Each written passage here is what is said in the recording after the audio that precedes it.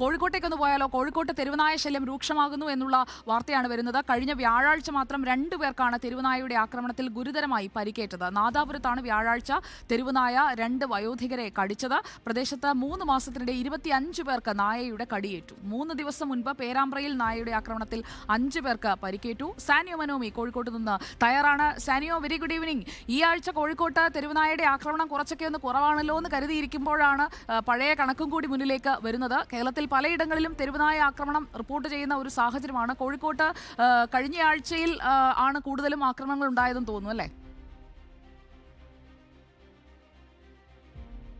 അതെ, പേരാമ്പ്രയും നാദാപുരത്തുമാണ് തെരുവുനായയുടെ ശല്യം കൂടുതലായും ഉണ്ടായിരുന്നത്.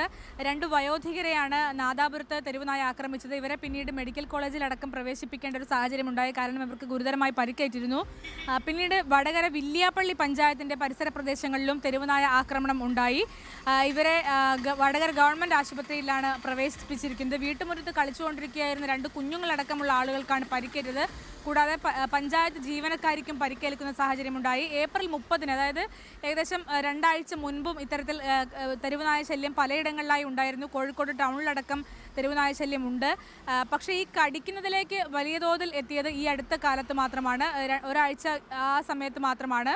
എന്നാൽ ദിലീപ് സൂചിപ്പിച്ചതുപോലെ തന്നെ കോഴിക്കോട് ബീച്ചിലും അതുപോലെ കോഴിക്കോടിൻ്റെ എല്ലാ പരിസര പ്രദേശങ്ങളിലുമൊക്കെ തെരുവുനായ ശല്യം രൂക്ഷമാണ്.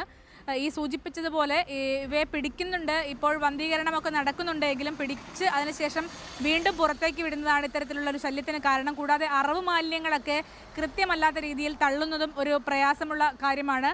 അങ്ങനെയാണ് തെരുവുനായയുടെ വ്യാപനം ഉണ്ടാകുന്നത് വേണം മനസ്സിലാക്കാൻ. ഏതായാലും തെരുവുനായ ശല്യം കോഴിക്കോടും കഴിഞ്ഞ ഒരാഴ്ചയായി രൂക്ഷമാണ്.